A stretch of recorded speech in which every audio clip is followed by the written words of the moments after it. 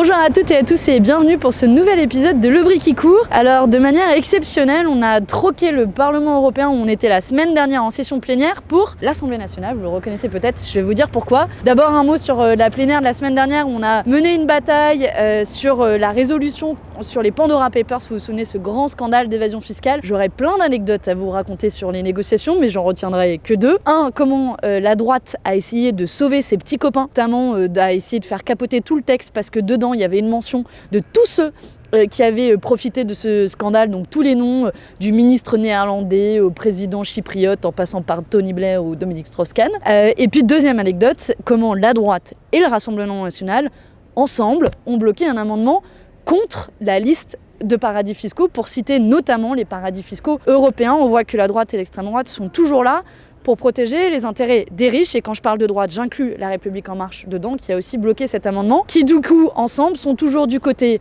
de l'argent, à défaut d'être du côté des gens. Et c'est ce qui m'emmène aussi cette semaine à l'Assemblée nationale, puisqu'on mène aussi un combat avec mes collègues Éric Coquerel et Sabine Rumin pour faire des contre-propositions au budget qui est présenté par le gouvernement et présenter un agenda de réforme que je vais résumer assez simplement. Et maintenant, vous connaissez ce leitmotiv et ce mot d'ordre: taxer les riches et réintroduire de la justice fiscale. Et c'est de tout ça dont je vais vous parler aujourd'hui. D'abord en faisant un premier petit bilan d'Emmanuel Macron, le président des riches, et malgré tout ce qu'il essaie de dire sur il est le président du pouvoir d'achat, on va voir que tout ça c'est faux.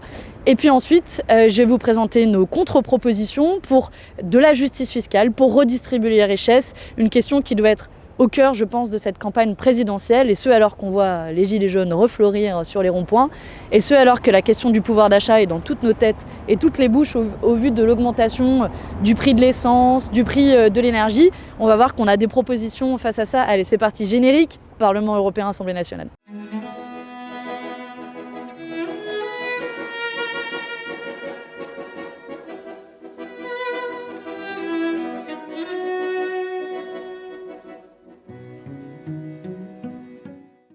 Alors pour cette occasion, on est venu squatter le bureau des collègues à l'Assemblée nationale. Ils ont des bureaux presque aussi beaux que les nôtres. Et c'est l'occasion de faire un peu le bilan d'Emmanuel Macron, qui, vous l'avez peut-être vu, s'est présenté ces dernières semaines comme le président du pouvoir d'achat. Rien que ça, le moins qu'on puisse dire, c'est qu'il a quand même du culot. Et il s'est lancé dans une grande opération de com' dont je pense personne n'est dupe pour dire qu'il a augmenté le pouvoir d'achat des Français, et en particulier des plus pauvres. Donc moi j'ai une question pour vous. Est-ce que vous avez l'impression que dans votre quotidien, votre pouvoir d'achat a augmenté? Sinon je pense que c'est le moment de faire passer un petit message à Emmanuel Macron et de lui rappeler juste quelques faits sur ces 5 dernières années au pouvoir. Si on prend par exemple le taux de pauvreté, il a augmenté de 0,5 points pour atteindre, entre 2017 et 2019, pour atteindre quand même 14,6% de la population. On n'a rien que ça, 10 millions de pauvres en France. On peut aussi dire, voilà, un Français sur 3 a du mal à payer son loyer, un Français sur 5 saute des repas, 8 millions de gens dépendent de l'aide alimentaire. Tout ça, c'est la réalité de la France, monsieur Macron. Pareil, il nous dit... Nous avons un niveau de chômage plus faible que celui que nous avions avant la crise. Non, le chômage n'a pas baissé. Les chômeurs savent qu'il faut compter les catégories A, mais aussi B et C qui sont inscrits à Pôle emploi. Et si on regarde le nombre d'inscrits à Pôle emploi, il a augmenté de 4,4% en un an. Pareil, si on regarde aussi le nombre de bénéficiaires de RSA, qui a augmenté de plus de 4% en un an. Et ça, tout ça, c'est sans compter l'impact de la réforme de l'assurance chômage, que des millions de gens vont prendre de plein fouet, où ils vont perdre jusqu'à 40% de leur indemnité. Et ça, c'est la réalité de ce quinquennat, avec, en gros, d'un côté, la pauvreté qui explose. Et de l'autre, ce sont des riches qui s'en sont mis plein les fouilles. Parce que un des chiffres à retenir de ce quinquennat, et vraiment quand vous parlez aussi autour de vous du bilan du quinquennat Macron, n'hésitez pas à rappeler ce chiffre. Le patrimoine des 500 fortunes les plus riches de France a quasiment doublé en 5 ans. Quasiment doublé. Donc quand on a le niveau de pauvreté qui augmente, on a la fortune des plus riches qui augmente. Et le paroxysme a été cette année avec une augmentation de 30% en un an, ce qui est une année record véritablement à l'échelon de ces dernières années. Et en particulier, si vous regardez toute la hiérarchie des salaires, ce sont les 0,1% les plus riches qui ont augmenté leur fortune de 25% en 2 ans.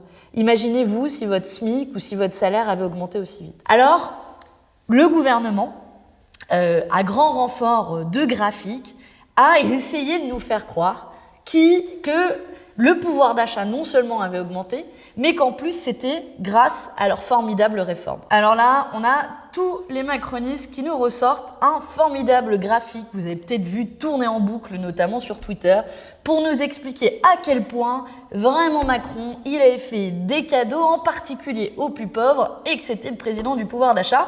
Sauf qu'il omet de dire qu'ils prennent ce graphique en pourcentage du niveau de vie. Alors forcément, quand on est pauvre, ça fait vite un gros pourcentage. Moi, je vous propose plutôt de remettre ce graphique dans la réalité. Il va s'afficher à l'écran. Et là, vous voyez qu'en réalité, on a 22% des mesures fiscales de Macron qui ont bénéficié aux 10% les plus riches. Donc, ça veut dire qu'un quart de l'argent qui a été dépensé par l'État en baisse d'impôts est allé directement dans la poche des 10% les plus riches. Et d'ailleurs, c'est pas que nous qui le disons. Il y a eu un rapport de France Stratégie, et ce rapport, il est intéressant parce que France Stratégie, c'est un organe qui est sous la houlette du Premier ministre. Donc on a un peu Matignon, Premier ministre, qui dit à Bercy, ministre de l'économie et des finances, vos réformes fiscales, elles n'ont pas été efficaces. Et notamment, ce que dit le rapport, c'est que ça n'a pas eu d'impact sur l'investissement, ça n'a pas eu d'impact positif, redistributif dans l'économie, et qu'en réalité, si ça a ruisselé fort fort, mais vers les plus riches. Et notamment, ce que montre le rapport, c'est qu'il y a eu une augmentation du versement de dividendes de 60% pour l'année 2018, et ça, c'est dû uniquement, ou alors principalement, aux mesures fiscales du gouvernement, à la fois ISF et la mise en place de la flat tax, qui est ce taux d'imposition à 30%, quel que soit le niveau de richesse, et non plus proportionnel, progressif, comme c'était avant, avec un taux qui varie en fonction de votre niveau de richesse. Et quand on regarde en réalité, il y a eu la suppression de l'ISF. D'ailleurs, en la matière, il nous avait dit, je me souviens, Marlène Schiappa. Je propose personnellement que si l'évaluation de la transformation de l'ISF en IFI nous montre que les capitaux n'ont pas été redirigés dans l'économie française et donc n'ont pas bénéficié à l'ensemble des Françaises et des Français, oui, nous puissions revenir dessus. Vous ne voulez pas rétablir l'ISF alors que vous disiez que si les évaluations... C'est pas ce que je dis. Oui, nous puissions revenir dessus. Résultat des courses, il continue à nous défendre que l'ISF était une bonne chose alors que toutes les études, y compris celles du gouvernement, prouvent qu'elles ne sont absolument pas efficaces. Et je vais vous dire, si on n'avait pas supprimé l'ISF, on aurait pu en 4 ans financer 300 000 logements sociaux, 280 000 places de crèche, la paye de 60 000 enseignants et le fonctionnement de 50 hôpitaux. Est-ce que vous ne pensez pas que faire des cadeaux aux plus riches, ça ne mérite pas tous ces services publics en échange et tout ce dont on a besoin, notamment pour faire vivre les plus pauvres? Donc si je reviens à mon graphique initial et à tous les cadeaux fiscaux qui ont été faits par le gouvernement, on a parlé de l'ISF, on a parlé de la flat tax, on pourrait parler aussi, se vantent d'avoir baissé l'impôt sur le revenu. Mais je rappelle que l'impôt sur le revenu, c'est un gain qui se traduit pour uniquement 57% des ménages. Parce qu'il y a des millions de gens en France qui ne payent pas l'impôt sur le revenu et qui, eux, n'ont rien eu comme baisse d'impôts. On peut penser aussi à la baisse des impôts de production, des milliards d'euros, plus de 10 milliards d'euros qui ont été redistribués aux très grandes entreprises et qui ont été très peu touchés par les petites entreprises. Donc vous voyez, on a des cadeaux fiscaux qui ont été multipliés, qui n'ont absolument pas ruisselé dans le reste de l'économie. Toutes les études le prouvent et le gouvernement vient, la main sur le cœur et le torse bombé pour dire on est le président du pouvoir d'achat. Je pense que maintenant, vous avez les éléments pour dire que oui, Emmanuel Macron a été plus que jamais dans l'histoire de la Ve République le président des riches. Et ce dernier budget du quinquennat ne fait pas exception parce que globalement, c'est un peu le best-of du quinquennat des riches. D'abord parce que en réalité, Emmanuel Macron s'est engagé auprès de la Commission européenne à faire une cure d'austérité qu'il commence à appliquer dès maintenant, mais croyez-moi, ça va être encore pire s'il est réélu après 2022. Et puis en regardant un peu plus dans le détail ce dernier budget, et que voilà encore 6 milliards de baisse d'impôts pour les plus riches, et que encore une baisse de l'imposition pour les plus grandes entreprises. En tout, les 50 milliards d'euros de baisse de pression fiscale dont le gouvernement se targue, c'est de l'argent qui est pris, qui est redonné essentiellement aux plus riches, et qui manque derrière pour nos hôpitaux, pour nos écoles, pour nos services publics, pour la solidarité, pour le RSA pour les jeunes, etc. Et c'est de l'argent qui est pris au pot commun. Et d'ailleurs, je fais une petite digression, mais en cela, Emmanuel Macron et Marine Le Pen se rejoignent, puisque le programme de Marine Le Pen, elle a dit encore à plusieurs occasions dans ses dernières interviews, c'est bien de faire des cadeaux aux plus riches et de redistribuer. Par exemple, elle veut baisser l'impôt sur le revenu pour les plus jeunes. Très bien, mais moi, quand j'étais jeune et quand j'étais étudiante, je peux vous dire que je ne payais pas l'impôt sur le revenu parce que je n'avais pas le moyen de les payer. Et donc, en gros, elle veut continuer à faire des cadeaux aux futurs traders de la défense. Et de ce point de vue-là, l'extrême droite et l'extrême argent, l'extrême libéralisme se rejoignent pour défendre l'intérêt d'une minorité sécessionniste qui est la minorité des plus riches. Et donc c'est dans ce contexte que nous, on a travaillé depuis plusieurs semaines avec mes collègues à l'Assemblée nationale, Éric Coquerel et Sabine Rubin, et puis moi depuis le Parlement européen, à faire une contre-proposition, un contre-budget. C'était l'exercice habituel chaque année, mais il prend un sens particulier dans ce contexte de campagne présidentielle. C'est aussi la première fois qu'on y travaille en commun entre les équipes à l'Assemblée nationale et au Parlement européen, et qui préfigure un peu aussi le rôle qu'on va jouer dans cette campagne présidentielle, en charge des questions économiques, et peut-être ce qu'on fera demain si on était au pouvoir, en tout cas, je l'espère. Et notre objectif pour ce contre-budget, déjà, c'était de prendre le contre-pied du président des riches. Donc peut-être que nous, on pourrait dire que notre budget, il est au service des plus pauvres, ou plutôt au service des urgences économique, sociale et écologique du moment, parce que le gouvernement n'y répond absolument pas dans ce budget. J'y reviendrai après, notamment sur l'histoire du chèque à 100 € qui est donné par le gouvernement. Donc on a choisi de remettre en avant des recettes essentielles et des dépenses essentielles pour répondre justement à ces urgences. Je ne vais pas vous les faire toutes ici dans le détail, vous pouvez retrouver le document en ligne, on va vous mettre le lien, et puis il sera aussi probablement imprimé, distribué avec le matériel militant, donc n'hésitez pas à vous le procurer parce qu'il est assez grand public. Et notamment, ce qu'on essaie de raconter, c'est que en fait, il n'y a pas de fatalité aux inégalités, et que le rôle de la justice fiscale, d'un système fiscal redistributif est précisément de redistribuer les richesses. Et parmi les propositions qu'on porte, il y a notamment une taxe sur les profiteurs de crise. On le sait, on a déjà eu l'occasion d'en parler, des grandes entreprises ont fait des bénéfices, même certaines assez élevés pendant cette crise. Les entreprises du CAC 40 ont distribué pas moins de 51 milliards d'euros de dividendes en 2021. On a les moyens d'instaurer une taxe exceptionnelle sur ces profits qu'elles ont générés, comme ça s'est fait d'ailleurs dans l'histoire. Il y a eu une taxe sur les profiteurs de guerre, à la fois pendant la Première Guerre mondiale, après la Seconde Guerre mondiale aussi une taxe exceptionnelle sur les patrimoines. Donc c'est possible de le faire, et ça rapporterait entre 7 et 10 milliards d'euros, ce qui n'est pas rien. On propose aussi un impôt universel. L'objectif est de couper l'herbe sous le pied à ceux qui pratiquent l'évasion fiscale. On l'a vu avec le dernier scandale des Pandora Papers, ils sont extrêmement nombreux, que ce soit des riches, des Bernard Arnault ou des entreprises, LVMH, Total et d'autres. Et l'objectif, c'est de dire, en fait, quand vous transférez artificiellement dans un autre pays, nous, on va prélever à la source. On va vous prélever ici depuis la France parce qu'on a les moyens de savoir combien au niveau international vous gagnez et combien nous reviendrait sur le sol français. Et c'est possible de le faire, y compris de manière unilatérale. Nous ne rétablirons l'impôt de solidarité sur la fortune.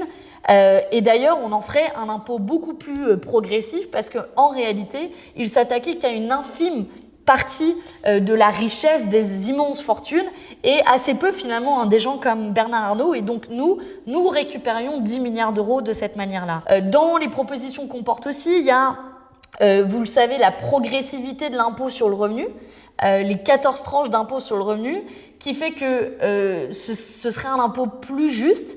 Tous ceux qui gagnent en dessous de 4 000 € par mois, j'imagine c'est la majorité d'entre vous qui nous regardez, eh bien vous paieriez moins d'impôts. Et ceux en revanche qui gagnent plus de 4 000 € contribueraient davantage à l'effort national parce qu'ils en ont davantage les moyens. Allez, je vous cite une dernière proposition parce qu'elle est symbolique mais assez symptomatique et représentative, qui est une TVA sur le grand luxe, Il n'y a pas de raison que quand les gens achètent des Rolex, des yachts ou du caviar, ils payent le même taux de TVA que quand vous faites vos courses. Donc notre but, c'est d'augmenter ce taux de TVA pour les produits de grand luxe et évidemment de le baisser pour les produits de première nécessité. Et avec toutes ces mesures fiscales-là, on aurait les moyens de mettre fin à cette société de privilèges qui est digne de l'ancien régime.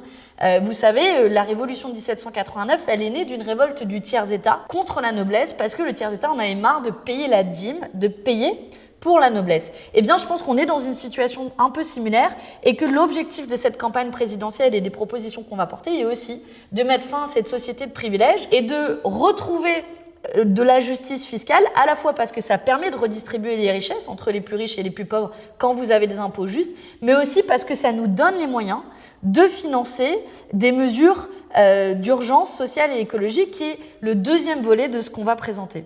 Avec toutes ces mesures de justice fiscale, on récupère au moins 115 milliards d'euros et nous, ce qu'on propose, c'est de redistribuer cette somme vers les urgences sociales et écologiques. Alors d'abord, à mon sens, le premier bloc qui est évident, c'est évidemment l'urgence sociale et ça commence par le blocage des prix de l'énergie et tous les produits de première nécessité dont on a vu que les prix sont en train d'exploser. Pour sortir de la logique du gouvernement qui ne répond absolument pas au cœur du problème, vous l'avez vu, ils ont annoncé un chèque de 100 € pour les personnes qui gagnent moins de 2000 € par mois. Bon, en vrai, les 100 € on prend tout ce qui est bon à prendre, mais ça ne compensera pas déjà l'augmentation moyenne du coût de l'essence qui sera en moyenne de 200 € par personne par an. Et puis surtout, ça ne s'attaque pas au cœur du problème qui est qu'on a des entreprises dans le secteur de l'énergie, que ce soit gaz, électricité, mais aussi pétrolière, prenez Total par exemple, qui ont des profits qui, eux, explosent et se portent très bien, qui versent des dividendes. À aucun moment, le gouvernement s'est dit, bah tiens, je vais aller taxer ces entreprises-là, ça va me permettre d'avoir de l'argent que je vais pouvoir redistribuer. Donc on voit qu'à aucun moment, le gouvernement ne prend le problème à la racine, à la fois pour collecter l'argent auprès de ceux qui se font de la thune sur la crise et pour bloquer véritablement les prix pour que quand on va au supermarché ou quand on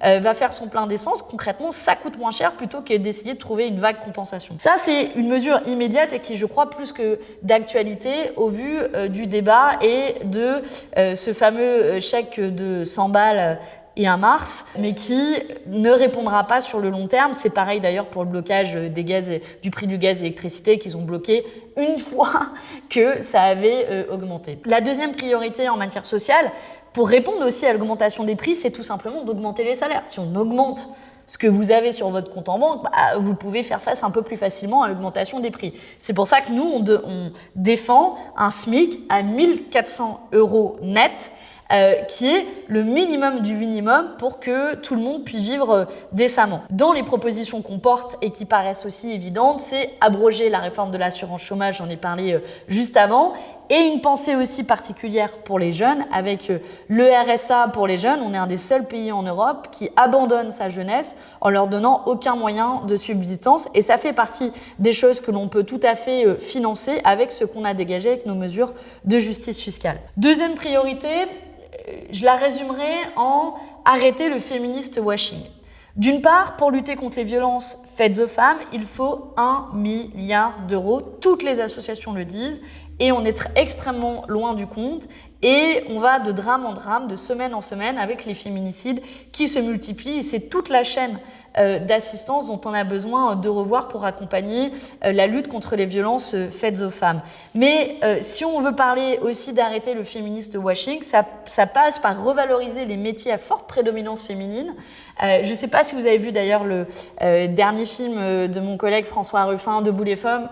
Courez le voir, il met en scène et c'est Z à domicile, c'est AESH, tous ces métiers qui sont sous-valorisés et pourtant essentiels pour créer du lien, pour faire tenir notre société et qui sont sous-payées, souvent en dessous du seuil de pauvreté, puisqu'elles n'ont souvent pas l'équivalent d'un temps plein, alors qu'en réalité, elles font beaucoup plus d'heures. Et donc, c'est aussi pour ça qu'il faut évoluer vers un SMIC qui soit mensuel, qui leur permette d'avoir un salaire minimum et revaloriser ces métiers-là, en particulier ceux qui sont dans la fonction publique, qui a un levier facile.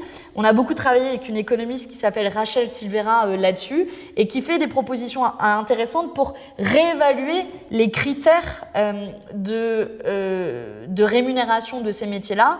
On l'oublie souvent à quel point c'est pénible. Quand vous êtes une aide-soignante, vous devez porter des corps. Et d'ailleurs, c'est un des métiers où il y a le plus d'accidents du travail. Et donc ça aussi, ça doit être une priorité politique. Et puis évidemment, troisième priorité politique, qui est celle d'un grand plan de bifurcation écologique. Et ça nécessite des investissements pour la rénovation thermique des logements, pour les énergies renouvelables, pour développer une offre de transport. Et là aussi, c'est des investissements qu'il faut faire tout de suite et maintenant et qui est une manière aussi de répondre, par exemple, à l'augmentation des prix de l'énergie. C'est ces trois priorités-là que l'on propose dans une série de 10 urgences qui répond un peu aux 10 recettes, 10 impôts phares que nous mettrions en avant dans ce contre-budget et pour cette campagne présidentielle qui montre aussi qu'on est crédible pour exercer le pouvoir, qu'on y a travaillé. Et je vous encourage véritablement à diffuser ce contre-budget autour de vous, à diffuser ces propositions, parce que oui, nous ne sommes pas condamnés à avoir un président des riches, nous ne sommes pas condamnés à avoir des inégalités. Et quand on sera au pouvoir, ce sont toutes ces mesures-là que l'on mettra en œuvre et on aura l'occasion, dans le reste de la campagne, de revenir sur ces propositions, de faire aussi un exercice de chiffrage comme ça avait été le cas depuis en 2017 pour la dernière campagne présidentielle. Et moi, je suis ravie de piloter toutes ces questions parce que vous savez qu'elles me tiennent à cœur. On présente souvent l'économie comme un sujet technique ou un sujet de spécialiste. Et moi, je vous le dis, je vous encourage à vous investir dans ce sujet, à vous saisir, à vous approprier ces thématiques. C'est parce que justement, on nous a privés de débats économiques ces dernières années en présentant les dogmes libéraux comme des évidences, alors que non seulement ce qu'ils proposent ne sont pas des évidences, mais qu'il y a d'autres récits, d'autres possibilités, d'autres propositions. Et c'est le pari qu'on vous fait avec ce contre-budget au service des urgences sociales et écologiques du moment. Moi, j'ai cherché un endroit classe pour faire cette conclusion de l'AQC à l'Assemblée nationale.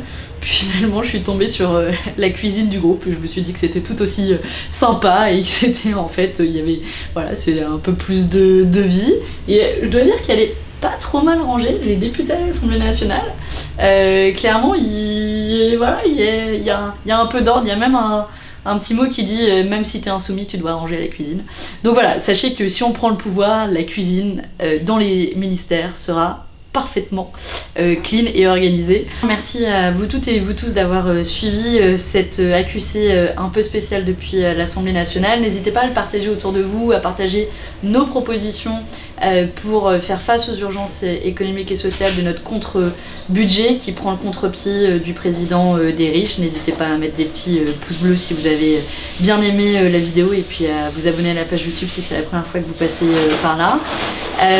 On se retrouve dans quelques semaines parce que je vais enchaîner quelques déplacements. Je vais notamment à la COP à Glasgow, qui est la COP climat, vous savez, qui s'ouvre en cette fin de semaine. J'aurai l'occasion de vous débriefer tout ça. On va aussi rencontrer des partenaires. Je vais faire un tour en Irlande pour rencontrer Sinn Féin qui fait partie des formations politiques qui travaille avec nous et qui fait des excellents résultats en Irlande, donc aussi s'inspirer de ce qui se fait ailleurs. Vous, j'espère que vous vous portez bien et puis comme d'habitude je vais vous laisser avec une petite chanson, mais cette fois-ci vu qu'on est à l'Assemblée nationale et qu'on a croisé tous les collègues députés, pour ceux qui la connaissent pas, elle est assez rigolote, cette chanson des Goguettes en trio sur les députés insoumis. Allez, prenez soin de vous, à très vite. J'ai cru, franchement je serais pas venu si j'avais su qu'il faudrait que je réponde aux questions des amis de Mélenchon.